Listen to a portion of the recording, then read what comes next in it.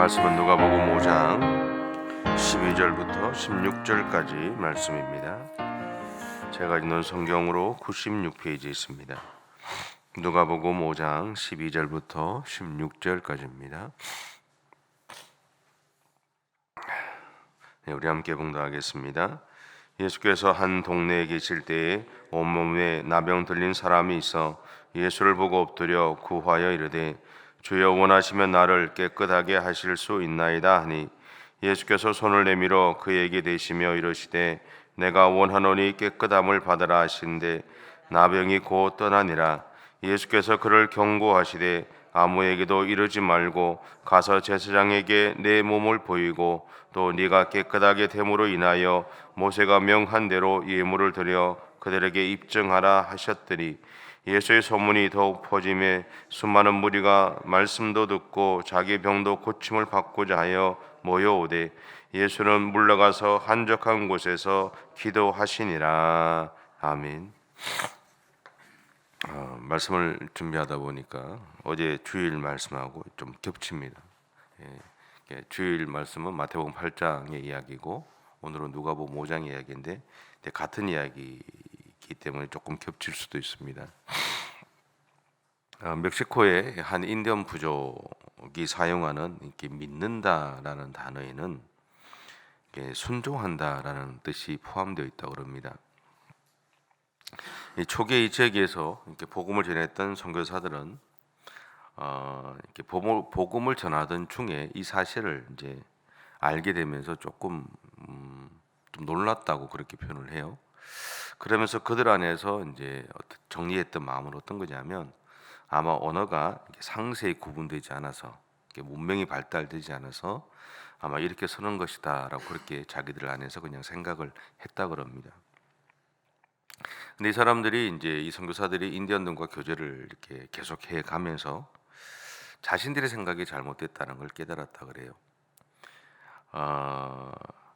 왜냐하면 어느 날 인디언들이 이제 이 선교사들이 믿음과 순종을 이렇게 나누어서 이렇게 설교를 이렇게 복음을 전했답니다.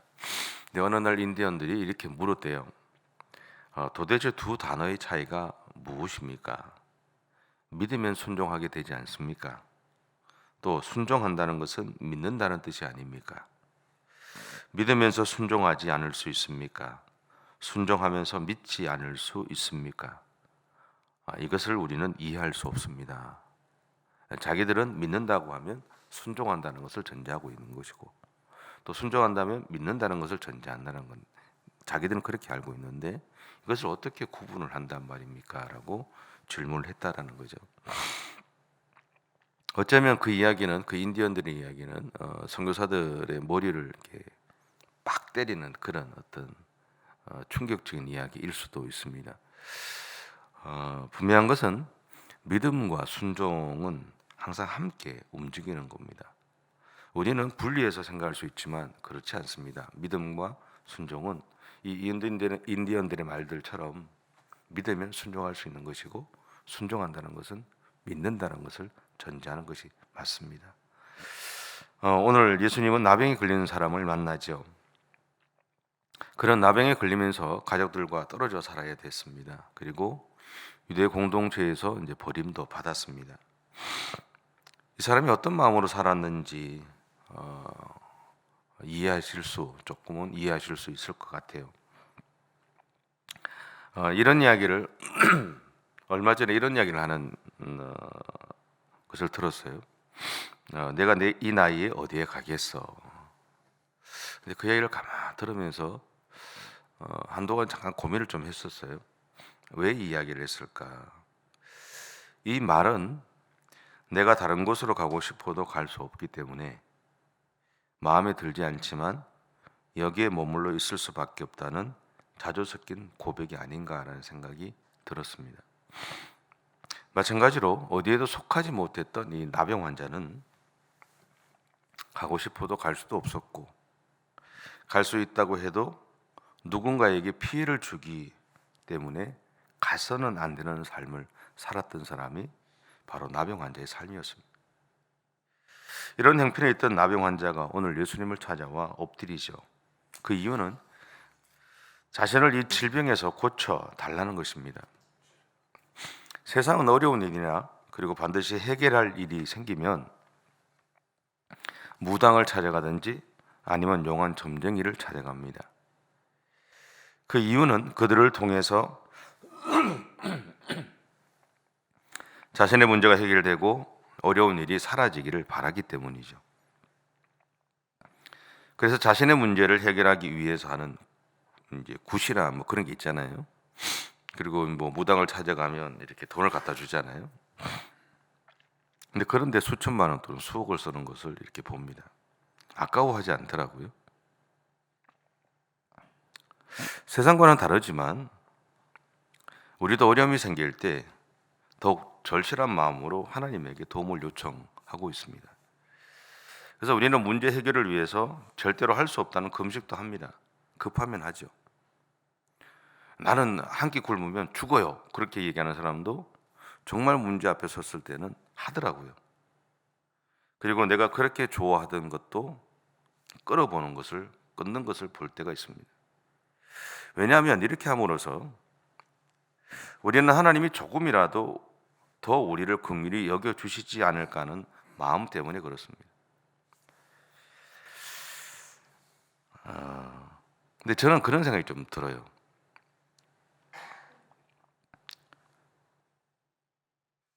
만약에 절대 할 수 없다고 하는 금식을 하는 마음이 진실하다면, 정말로 진정으로 하나님을 믿고 한다면 하나님이 응답해 주시겠죠. 근데 우리 마음속에 한켠에 이렇게 하면 하나님이 좀 더 들어주실 거야, 이렇게 하면 조금 하실 거야 라고 하면 하나님이 들어주실까? 하나님은 침묵하실 것 같아요. 그러니까 하나님은 우리의 신앙이 보면 조건을 걸 때가 있습니다. 하나님은 우리의 조건에 응답하지 않으세요. 반응하지 않으십니다. 여러분 기억하셔야 돼요. 하나님이 우리의 기도에 응답하시지 않는 이유 중에 하나가 뭐냐면 내가 조건을 걸 때, 하나님 내가 이렇게 하면 난 이렇게 하겠습니다. 아니요, 하지 않습니다. 분명해요. 분명합니다. 그러니까 여러분이 하나님 앞에 기도할 때, 그러니까 우리 안에는요, 세상 사람들이 무당을 찾아가서 돈을 주고 답을 찾고자 하는 것처럼 우리 안에도 그런 마음이 있어요. 없는 것 같지만 우리는 그 삶에 우리 안에 배어져 있는 마음 중에 하나가 그런 게 있어요. 제가 지금 조금 어려운 이야기를 하는 거예요. 근데 여러분 기억하셔야 돼요. 우리 안에 그 마음을 하나님이 원하실까? 원하지 않으세요. 하나님이 원하는 것은요, 예수님이 명확하게 우리에게 이야기하신 것이 있죠. 연보기 앞에 섰을 때 수많은 사람들이 거기다가 그 연보를 했어요. 그죠? 거기에는 많이 한 사람도 있고 적게 하는 사람도 있었을 거예요. 근데 예수님이 그 사람들 다 지나가는 순간 보고 딱 한마디 하셨어요. 2렙돈 드렸던 그 여인을 보고 이 사람이 제일 많이 드렸다. 돈의 액수를 본 것이 아니라 그 당시에 하나님 앞에 예물을 드리는 그 사람의 마음의 중심을 보셨다라는 거예요. 하나님이 우리에게 찾으시는 것은 그런 것 같아요. 우리가 기억해야 될 게 그런 게 있습니다. 헌금을 많이 하고 봉사를 많이 하고 중요한 것이 아니라, 물론 그것도 중요하죠. 감사해서 하는 거니까. 근데 더 중요한 것은 그 봉사의 마음 가운데 무엇이 있느냐 하는 것이 중요합니다. 하나님이 그것을 찾으신다는 거예요. 내가 하는 헌신 가운데 그 중심에 무엇이 있느냐 하는 것이 중요하다는 겁니다. 저 같은 목사는 목회를 하면서 네 마음속에 무엇이 있느냐 하는 것을 바라보고 계시다는 거죠. 여러분이 신앙생활을 하면서 지금까지 신앙 여정 가는 그 과정 속에서 너의 마음속에 무엇이 있느냐를 하나님이 찾으신다는 거예요. 우리의 기도에 응답하시지 않는 것이 아니라 응답하실 준비를 하고 있는 거죠. 준비를 항상 하고 계세요. 근데 뭘 찾으시냐면, 응답하기 위한 조건이 뭐냐면 내 안에 있는 마음의 중심이 무엇이냐는 거예요.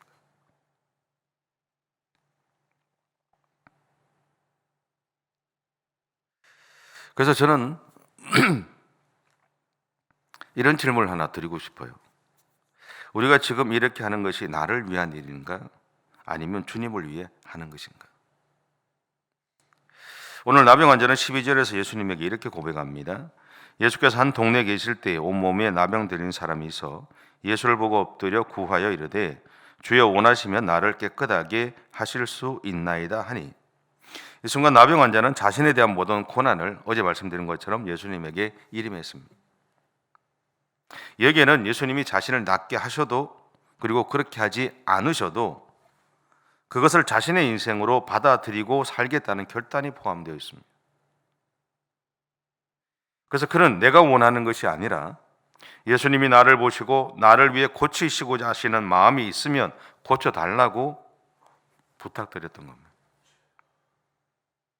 나를 반드시 고쳐달라는 이야기가 아니라, 예수님 당신이 나를 보셨을 때 내 마음을 살펴보시고 내가 당신에게 이야기하는 이 이야기를 들어보시면서 당신의 마음 속에 정말 나를 향한 긍휼의 마음, 나를 해보시고자 하는 마음이 있으면 나를 고쳐주십시오라고 하고 있다는 거죠. 우리는 기도할 때 이렇게 해달라 저렇게 해달라고 요청합니다. 저도 마찬가지입니다.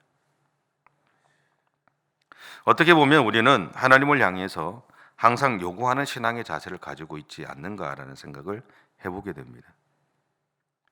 하지만 오늘 나병 환자는 우리에게 하나님의 뜻에 내가 순종하겠다는 신앙의 자세를 보여주고 있습니다. 여러분, 올바른 신앙의 자세는요, 내 뜻에 하나님을 맞추는 것이 아닙니다. 내가 하나님의 뜻에 맞추어 살아가는 겁니다. 이것이 오늘 나병 환자가 가지고 있던 믿음의 태도였습니다. 그래서 지금 나병 환자는 예수님을 향해서 자신의 믿음을 고백하고 있는 거죠. 일반적으로 우리는 기도에 대해서 하나님이 내가 원하는 대답을 주실 때 그것을 하나님의 응답하심이라고 생각합니다. 아니, 이것이 우리가 바라는 이 기도 응답의 모습이죠. 하지만 분명한 것은요, 하나님의 응답은 내가 원하는 대답이 아닌 것도 하나님의 응답하심이다라는 겁니다. 우리는 이것을 받아들일 수 있어야 된다.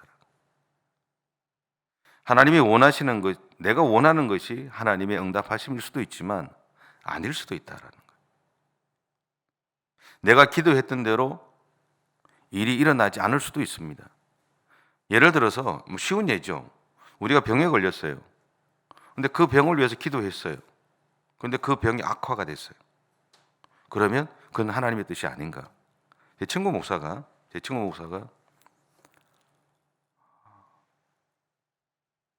아내가 유방암이 걸렸어요. 그래서 치료를 하고 다 했어요. 1년이 안 됐는데 재발됐어요.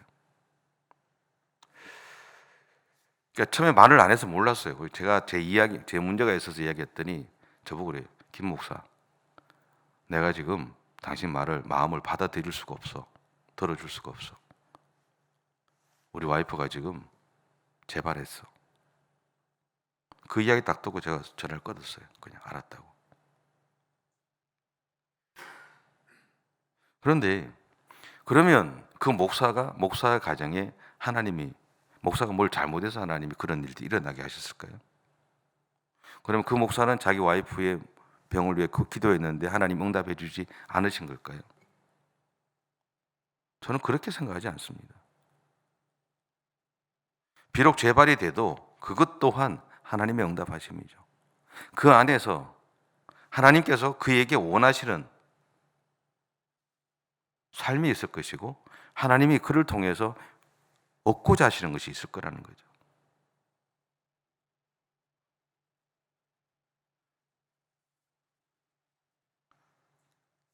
여러분, 우리는 기억하셔야 돼요. 내가 기도한 대로 응답해 주시는 것도 하나님 응답이지만 반대로 내가 원하는 대답이 아니더라도 그것은 하나님의 응답하심입니다. 내가 기도했다면, 기도하지 않았다면 모르지만 기도했다면 하나님의 응답은 그렇게도 이루어집니다. 우리는 많은 경우에 그런 모습을 봐요. 내가 원하는 대로 하나님이 되기를 원한다고. 아니요, 그런 건 없어요. 그거는 내가 하나님이 되는 거잖아요. 내가 하나님이 되는 거예요. 여러분 자녀들이 찾아와가지고 엄마 아빠 뭐 이래 들으면서 나 얼마 주세요. 주고 안 주고는 여러분 마음 아니에요? 부모 마음이잖아요. 얼마를 주든 그건 부모 마음이에요. 그렇죠? 자녀들이 나한테 액수를 이야기해도 그걸 주고 안 주고는 내 마음이에요. 이런 마음이잖아요. 기억하세요. 여러분 마음이에요. 마찬가지로 우리가 하나님 앞에 기도해도 어떻게 응답할 것은 하나님 마음이에요. 우리는 삶을 살아가면서 우리 마음대로 살면서 하나님이 우리한테 대답할 때 하나님 마음대로 할 때 그거 하나님 응답 아니라고 이야기한단 말이에요. 아니요. 그것 또한 하나님의 응답하심이에요. 기억하세요. 목회하면서 교인들이 제일 싫어하는 이야기가 하나 있어요. 제가 하는 이야기 중에. 예수 잘 믿어도 복 받고 예수 잘 믿어도 복 못 받을 수도 있고 예수 안 믿어도 복 받을 수 있고 예수 안 믿는 사람이 복 못 받을 수도 있다 그래요.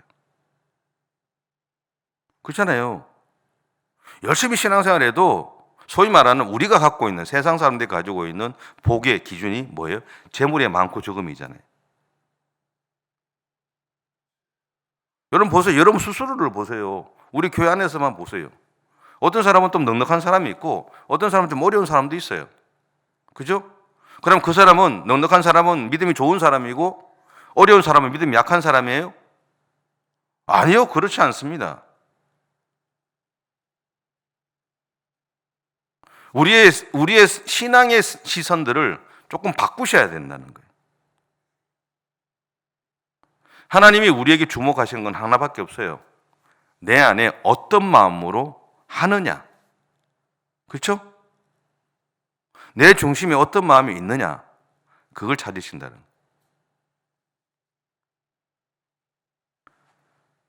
우리가 하는 것은요. 우리가 해야 되는 것은 우리의 기도에 반드시 하나님이 응답하신다는 걸 믿으시는 겁니다. 그렇죠? 그럼에도 내가 원하는 대답이 아닐지라도 그것 또한 하나님의 응답하심으로 받아들일 수 있는 믿음을 가지시는 겁니다. 그런 믿음들을 가지셨으면 좋겠어요. 이러한 모습을 예수님은 이렇게 고백했습니다. 만일 아버지의 뜻이거든 이 잔을 내게서 옮기시옵소서. 그러나 내 원대로 마시옵고 아버지의 원대로 되기를 원합니다. 우리에게도 오늘 우리에게 이러한 믿음의 고백들이 이루어지고 그리고 하나님의 이끄시며 그렇게 순종하며 살아가는 저와 여러분의 삶이 되시면 좋겠습니다. 기도하겠습니다. 사랑의 주님 감사합니다. 우리를 사랑하시고 우리를 세우셔서 하나님께서 원하시는 믿음의 길을 달려가기를 원하시는 주님 감사합니다. 때때로 우리가 하나님의 뜻을 발견하지 못할 때도 있고 하나님의 뜻을 놓칠 때도 있는 것이 우리들의 모습입니다. 그럼에도 불구하고 우리를 사랑하시고 우리가 놓치는 그 순간까지도 하나님이 우리의 삶을 이끌어 가시는 것을 분명히 믿습니다. 그렇게 주님, 우리가 실수할 때도 우리가 잘 이해가 되지 않을 때도 우리의 삶을 이끌어 가시는 하나님을 온전히 신뢰하며 오늘도 믿음의 길을 달려가는 우리 모두가 되어줄 수 있도록 하나님이 인도해 주옵소서. 분명한 것은 하나님은 오늘도 우리의 삶 가운데 역사하셔서 하나님께서 영광 받으시는 그 삶이 우리 가운데 펼쳐지게 하실 것을 분명히 믿습니다. 그렇게 하나님의 손에 붙잡혀 살아갈 수 있는 우리 모든 성도들의 승리가 되어줄 수 있도록 하나님이 인도해 주시기를 원하며 예수님의 이름으로 기도드립니다. 아멘. 하늘에 계신 우리 아버지, 아버지의 이름을 거룩하게 하시며 아버지의 나라가 오게 하시며 아버지의 뜻이 하늘에서와 같이 땅에서도 이루어지게 하소서. 오늘 우리에게 일용할 양식을 주시고 우리가 우리에게 잘못한 사람을 용서하여 준 것 같이 우리 죄를 용서하여 주시고 우리를 시험에 빠지지 않게 하시고 악에서 구하소서. 나라와 권능과 영광이 영원히 아버지의 것입니다. 아멘.